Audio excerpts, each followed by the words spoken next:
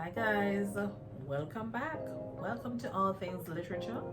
We dive into chapter 4. That whole week, Tanta T left for work before dawn and came home very late at night. She left me food to eat and asked Monsieur Augustin to stop by in the mornings and evenings to check on me.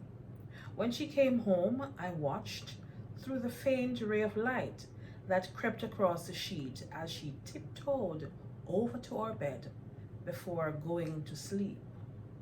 That was how I knew for sure she had not run away and left me. I went to school every day as usual. After school, I went into our yard and spent the afternoons gathering the twigs and leaves that kept it from being clean. When I came home from school Friday afternoon, I saw Tanta T sitting on the steps in front of the bougainvillea.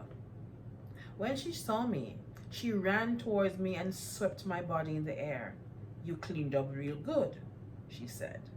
I had done my last cleaning that morning before leaving for school. The dead leaves were stacked on top of fallen branches, twigs, and dried flowers. Tanta T kissed both my cheeks and carried my notebook inside. The living room seemed filled by the suitcase that she had bought me for the trip. While I was working on the yard, I had somehow told myself that I would be around for more potlucks, more trips to my grandmother's, even a sewing lesson. The suitcase made me realize I would never get to do those things. I know I have not been here all week, Tanta T said. I wanted to work extra hours to get you some gifts for your trip. She poured hot milk from a silver kettle that she had always kept on the shelf for display. Stuck on the bottom of the kettle was a small note. Je t'aime de tout mon Yeah. The note read, I love you very much. It was signed by Monsieur Augustin. I reached over to grab the note dangling from the kettle. Tanta T snatched it back quickly. She held it upside down and looked at it as though it were a picture fading before her eyes. She turned her back quickly and placed a note on the shelf. We sat across the table from one another and drank without saying anything. I tried to hide my tears behind the teacup. No crying, she said. We are going to be strong as mountains. The tears had already fallen and hit my cheeks. Mountains, she said, prodding my ribs with her elbow. She bent and picked up a white box from the heap of things that she had bought. Inside was a saffron dress with a large white collar and baby daffodils embroidered all over it. This is for you to wear on your trip, she said. My mother's face was in my dream all night long. She was wrapped in yellow sheets and had daffodils in her hair. She opened her arms like two long hooks and kept shouting out my name. Catching me by the hem of my dress, she wrestled me to the floor. I called for Tanta T as loud as I could. Tanta T was leaning over us, but she could not see me.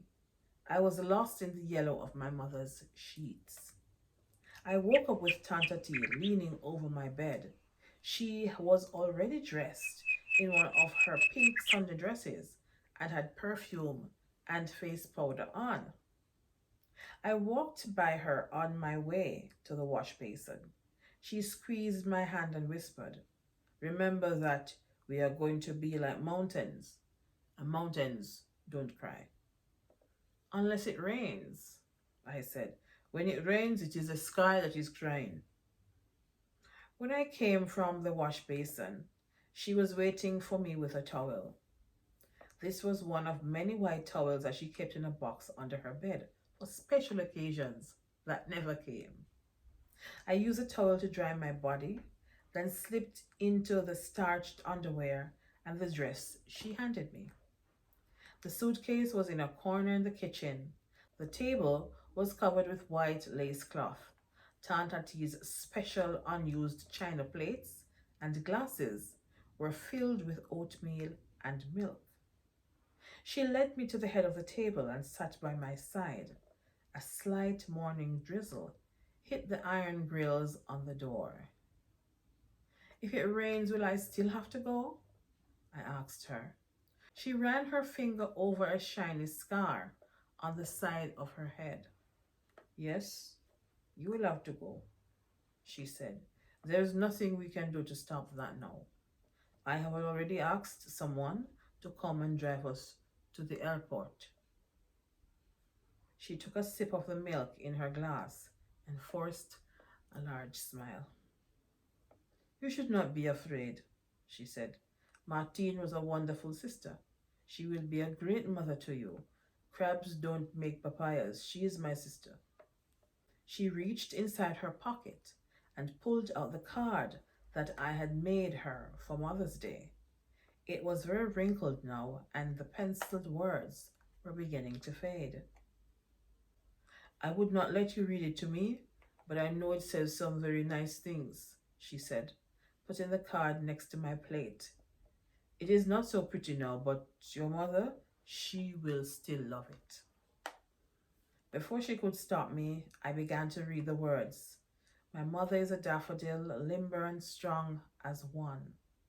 My mother is a daffodil, but in the wind, iron strong.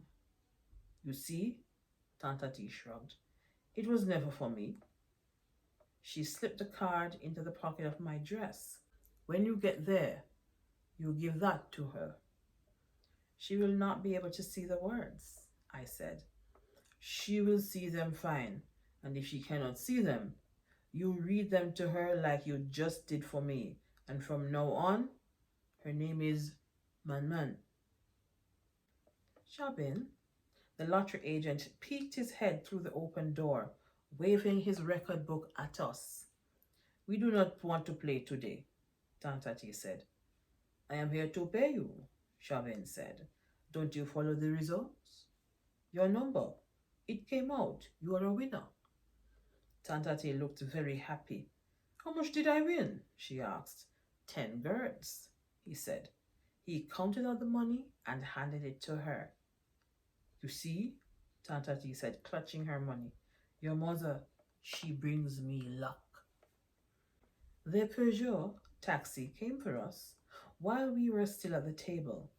I left Tantati's kitchen, my breakfast uneaten, and the dishes undone.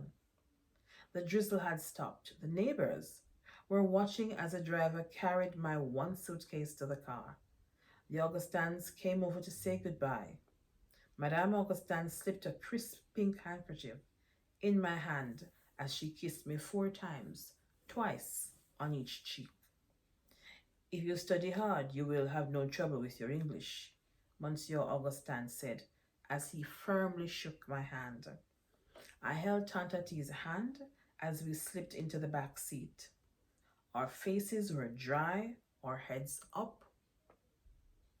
We were like sunflowers staring directly at the sun. Before pulling away, the driver turned his head and complimented us on our very clean yard. My child, she cleans it, Tantati said. The car scattered the neighbors and the factory workers as they waved a group farewell. Maybe if I had a really good friend, my eyes would have clung to hers as we were driven away. A red dust rose between me and the only life that I had ever known. There were no children playing, no leaves flying about, no daffodils. The author's name is Edwidge Danticat.